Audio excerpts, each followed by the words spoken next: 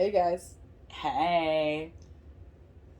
Welcome to the Tammy and Wanda Show. It's the Tammy and Wanda Show. Dink!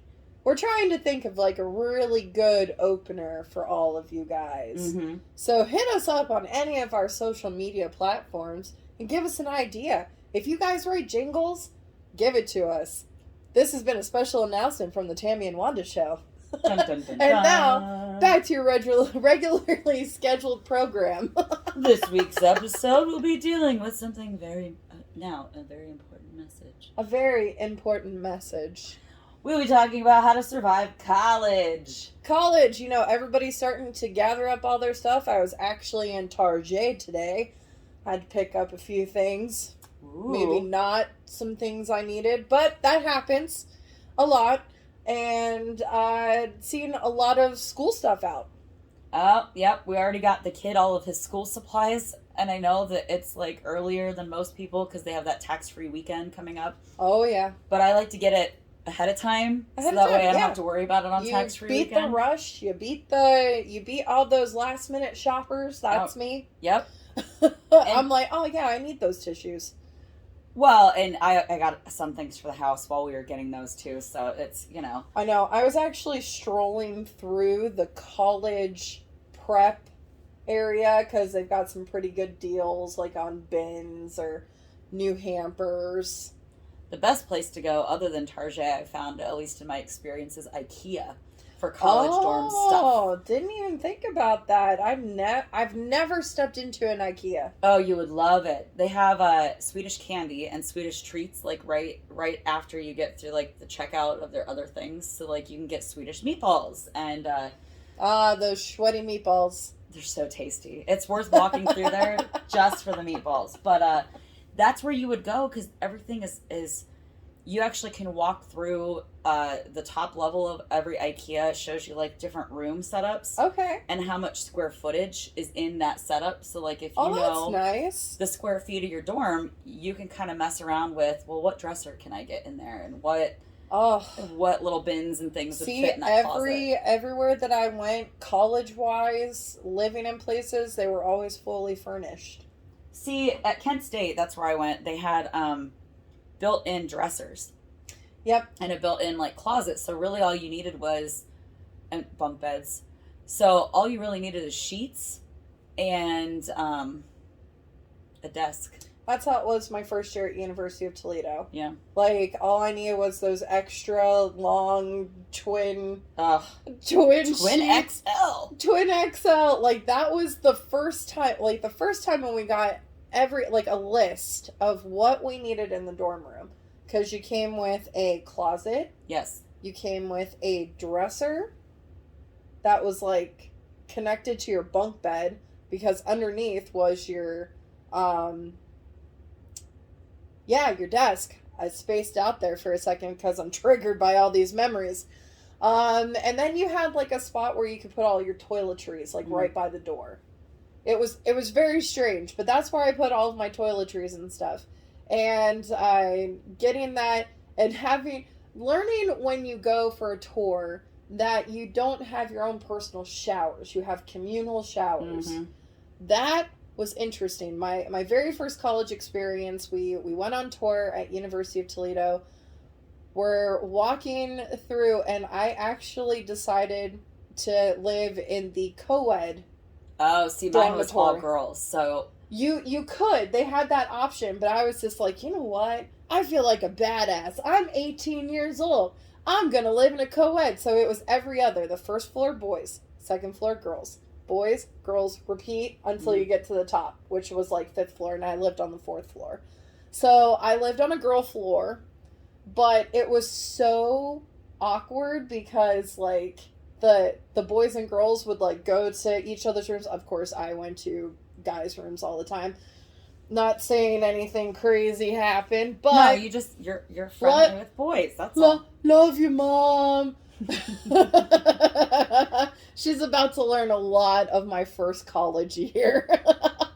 Well, that's when all the really crazy shit seems to happen. Well, that is when you have no responsibilities. Mm-hmm. When you really think about it, because I actually was having this conversation recently. like you're the first year of college, you are stuck in a mindset, in high school mindset. Yeah. Where because you think that's just how your life's going to be forever. You dress codes. So I made sure I had all nice clothes. I made sure that everything was, ruler appropriate, because I'm like, oh my gosh, what if I have something that's low cut or anything? No spaghetti straps. No spaghetti straps, like you're just like, oh my god, like these teachers are gonna. No. I think I went to my psychology class, and it was a class of 300. And you had a breakdown class for another day. Mm-hmm. And so it was smaller. But I walked into my psychology class, and I saw people with pajama pants. I actually had a guy walk in late in slippers and a bathrobe. Well, I mean, not all of us can be fashionable. But I guess... Would he be fashionably late in this scenario? His robe? I mean, I just came out of the communal showers, and I knew I was going to be late for class. Or you don't have to show up to class. Really? And I mean, you'll get some serious consequences, but, they weren't as, like, you're going to have to repeat your grade. You just have to repeat the class, which is far less detrimental. Yeah. Because, they have summer school. Like, you have, like, nobody that you're friends with, and if they move up a grade... No, you all stay the same. It's just like you grow so much, and then you hit high school, and then all of a sudden it just stops. And you're just that person. Only your age gets different. Yeah. And you now have to figure out for yourself how the world works. That's at least my college experience. Is I felt like I got dropped in a bin of fire, and it was just like, figure it out, kid. That's literally how it was. I was 3.5 hours away. I decided on this. I was 18. I was dumb. I was young. And there's a lot of people out there who do that. Mm-hmm. And instead of, I told my family I did not want to live and go to school close. Right. I'm like, no, I can do this. I'm going to be out on my own. I'm going to do all of this. I got myself a part-time job that I was able to pay through financial aid, so I had that work aid. Yeah. So I could get paid for that, and also going to 12 credits of classes. Yeah, that was a lot for an 18-year-old. It gets real heavy real quick. That's for sure. It does. And especially... I was going to say I picked Kent because it was far enough away that they wouldn't come visit all the time, but close enough I could still go home to do my laundry on the weekends. Now, did Kent State allow freshmen and sophomores to have cars on campus? Yes, but we had to park over it, and I'm gonna laugh saying it because I always laugh. But Dick Stadium, that's actually what it's called, but it's DIX, not what it sounds like. It's not like Dick's Sporting Goods. No, and we could park on campus on the weekends. But during the week, we had to have our car stowed away at the stadium. Oh, my God. Not Toledo. Toledo had strict rules on if you had a car, it had to be completely off of campus. You actually had to take a bus to the parking lot for the freshmen and sophomores. Yeah, we did have to take a bus to Dick's, so that's... So it's insane. And I'm like... Well, it's kind of pointless for me to have a car, so my mom's like, well, let your car just stay down here. Mm-hmm. So I was carless, 3.5 hours away, had to take the bus to Walmart so that I could get myself groceries. And of course, I roomed with a high school friend, and let me tell you. Are you still friends? That's the question. No. No, we are not. We became unfriends when I turned 19. And we only lived for half of a semester together. Oh. When she left me. She was my only outlet from my old, hometown. Wait, so she left you? Yeah. Oh, yeah. We went back for winter break. This is one of the triggering things. If you know your friend, I suggest, sure, you can do it. If you've been through thick and thin, and... all that jazz, sure. If you've just all been through only fluffy stuff like me and my friend was, and you realize what type of person they are when you live with them, don't. No, you gotta... Don't. See, I lived with a complete stranger who I ended up really clicking with, and I lived with her freshman and junior year. on-campus freshman, off-campus for my junior year with her cousin. Mm-hmm. And we all got along wonderfully, so that was fun. And then my sophomore year, I couldn't move off campus with my roommate because she was a junior, because she was a year older. Oh. So luckily I had a friend transfer, and it was my lifelong best friend, Katie, who we've been friends since we were 4. Yeah. And we've been through the hard shit together. So we had a blast. We had this really annoying girl next door, and we ended up becoming friends with her. But like in the beginning, we would have like music fights at 2 a.m. because she would blast Phantom of the Opera, and I was not the theater dork I am now at the time. So I was like, "What the hell is this shit?" And so we played. I got a lot of Christian rock music. Ooh. Yeah, so Ooh. I blared a lot of heavy metal when I was trying to study in the same room. And she just goes, well, I'm going to go to the library because this is just too toxic for me. And I was like, good, bye. Get out! Well, we ended up befriending her because one night we played Science, that 80s song, and I forget who it's by off the top of my head, but we were jumping up and down on the couch. Of course, it was a love seat couch because it's a dorm room, so you can't put a full size in there. Yeah, you can't put a full size in. We were jumping up and down yelling Science, and she actually liked that song too. And then as a result, we all became friends. And then we were like cool and would party together then after that. So it was only like about a month of not getting along, and I'm actually still Facebook friends with her. That's pretty cool. At this point, yeah. Yeah, some dues, go to class. Yes. Make it a point to go to class. And I don't know if Toledo has changed since I went there. I know that I had a really hard time progressing in a very large class, where I was just a number as opposed to a person. Those are a lot more difficult, and those are what they start you with too. Those seminars, those the first giant 2 years are seminars where they, that is your make and break moment. Yes. And it's like a part of me, if I would have gone back in time and done anything differently, I think I probably would have worked my first year or two and then go to college. Because, you feel invincible. You feel like you need to follow everybody who is, going the same path. Right. And really, it just was not a fit. It took me till my mid-20s to really realize what I wanted to do. Yeah. Call me a late bloomer, call me a slacker, but having all the responsibilities in high school, and then going to a different outlet where you didn't have a curfew. No. You didn't you could be have out to till answer. 3 a.m. and nobody cares. Yeah. A don't is be friends with people downstairs in the guys' dorms, and they go, hey, you want to go to a party? I'm like, yeah, sure. We all get in the car, and we don't stay in Ohio. We go to Indiana. You went out of state to a party. I went out of state to a party at a frat house with people I barely knew. Oh, that sounds terrifying to me. Why? I guess at 18, if someone said, hey, I got candy in the back of this van, I probably would have gone with them. I love candy. I'm 18. I'll go with you. I'm 18. That's cool. I can do whatever I want. Yeah. And then the second don't of that entire conversation is don't call your mother at 3 a.m. while you're trashed and run into a tree. Like with the car or with your face? No, with your face. Oh, jeez. When you're talking outside the frat house and your friend Josh is trying to get you in, hugging you, and you're like, no, get off me. And your mom's screaming. Okay. She's on the phone screaming. Poor mom. Yeah, that would have been terrifying. And then your phone dies.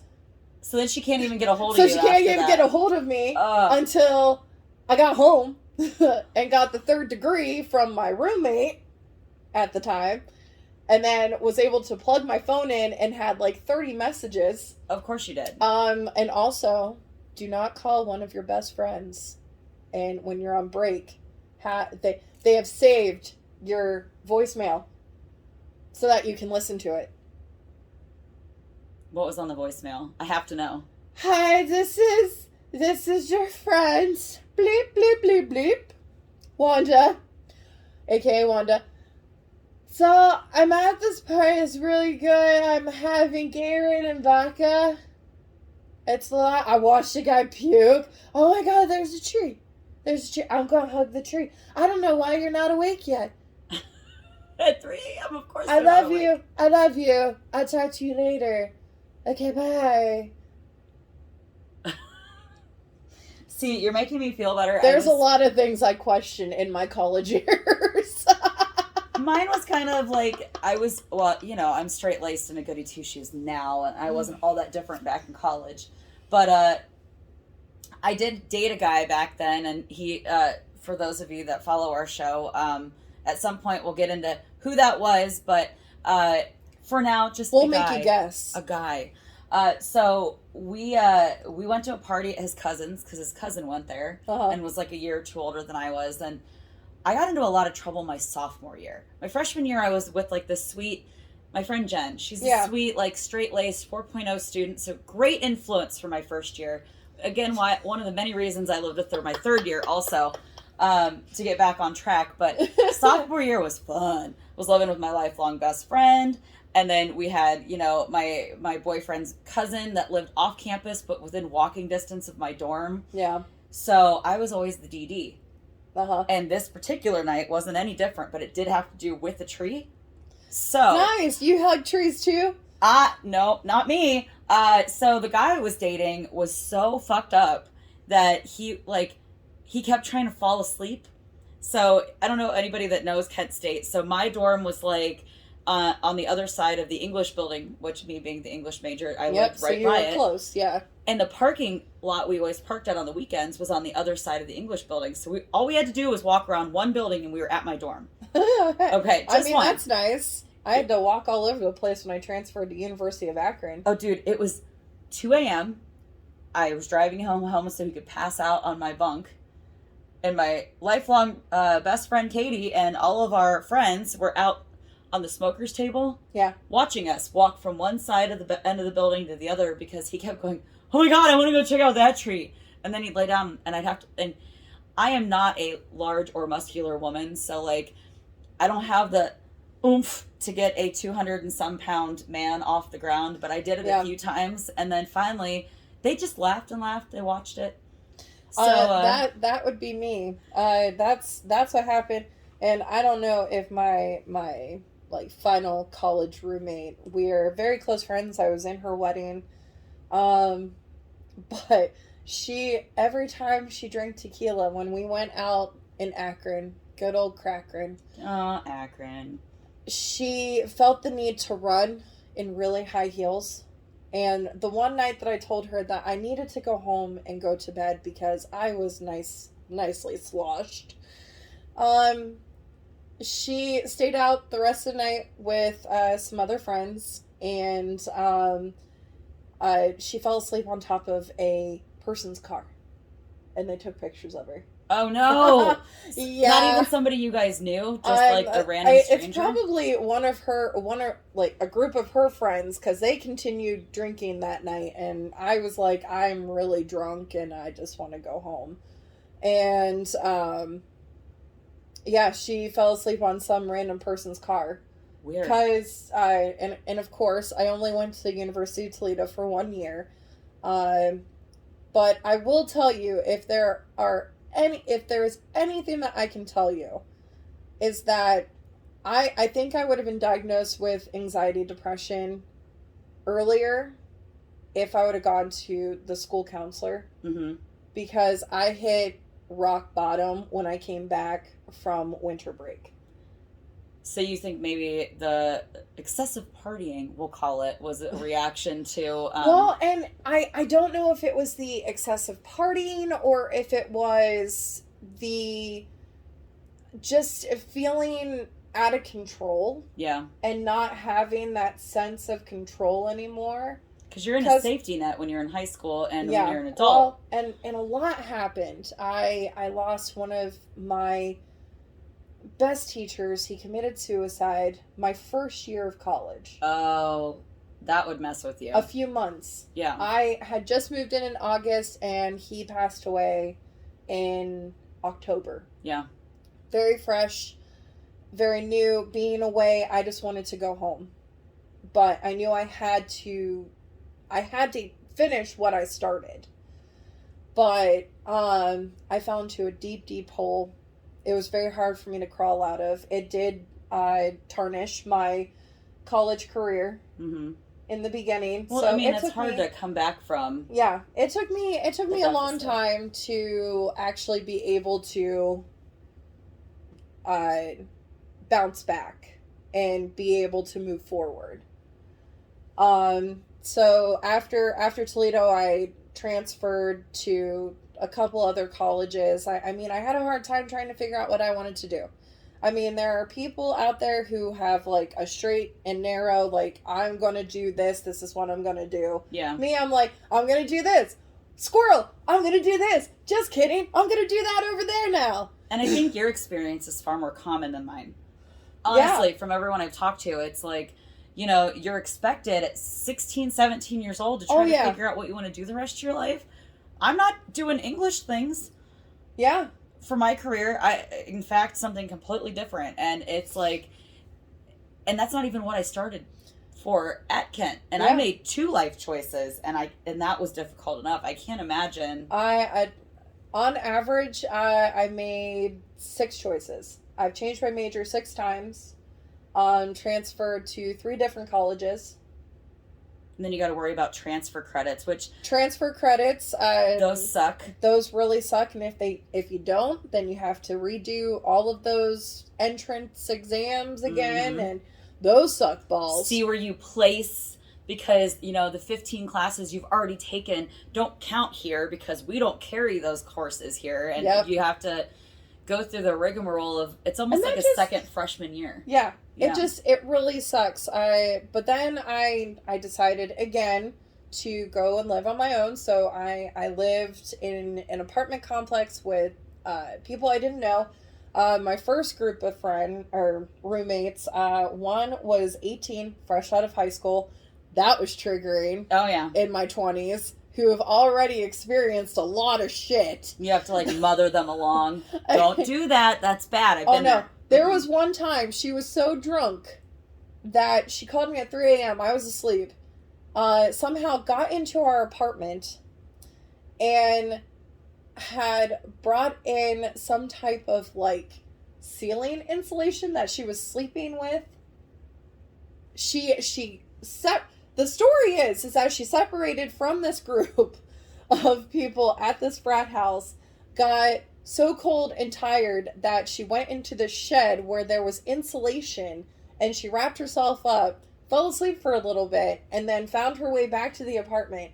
I came out the next morning, saw that she came out, and she's like, I'm so hungover. I was like, I don't care. But when I get back tonight, all that shit is gone. It needs to go away. All this is gone. I felt so motherly, but I was also so very pissed because, you know, we all paid for that. Yeah. And just the partying that happened, like, I'm just like, you don't understand. These people don't live here. They are not going to pay for the damages. We are. Right. I felt so adult then. And then I had another one who, she would put Post-it notes on all of her food because she thought that we were stealing it. Oh my God. Those are the worst kind of roommates. And then she tells us, she sits us down and she's like, hey, so I was just diagnosed with bipolar disorder and we're trying to figure out what type of meds I need to take. Mm-hmm. Oh, that was, I'm sure, fun. Oh, that was fun. I immediately went down to the office and was like, I need new roommates. I need to get out. Because it's not that there's anything wrong with being bipolar. It's just the fun and games of switching between medications until you get it's not fun. Them level again. And so it's like moderate is just so different. Yeah, it's very annoying. But, I mean, all the experiences that have happened to both of us there's been positive ones, life lessons. I mean, my last few years of college were amazing, and I did gain a lot of friends. Yep. And, I mean, the first years are so awkward. It's kind of like being back in middle school.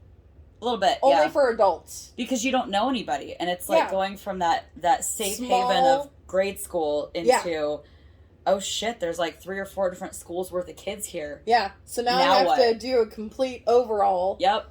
Of who, what, where, when, and how. Well, my question for you, and I'm going to answer before before I let you answer, just because I've been thinking about this the whole time we've been talking about partying.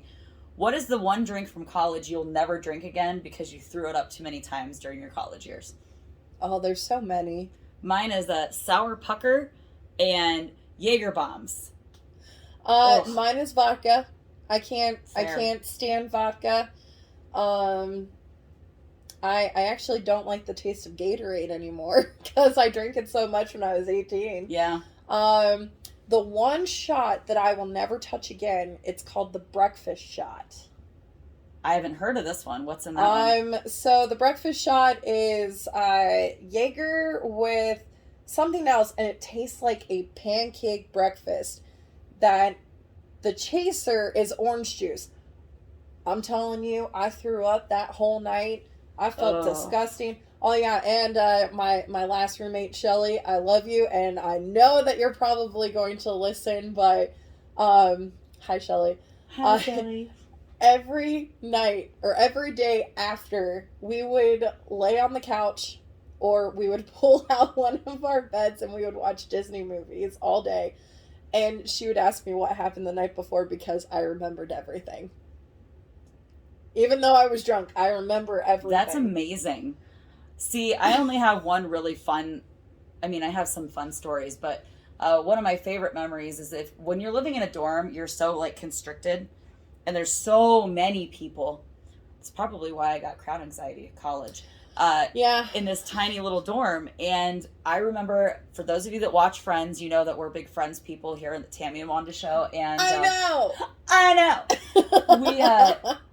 We were watching those episodes live in college, and we were on the season where Rachel gets pregnant and she won't tell the other friends who the father is, and his sweater's sitting there, and the person walks in and grabs the sweater. And I know it's like an old show, so I'm just trying not to spoiler it for anybody who wants to see it or is currently watching it. Correct, but we all know that Joey's a little bit slower to get on the uptick than the rest of the friends were. And he picks up the sweater, and the rest of them go, "Oh my God!" And in that moment, in an all-girls dorm, every girl on every floor of a 5-floor girls' dorm screamed, "Oh my God!" at the same time. Yeah. At the same time.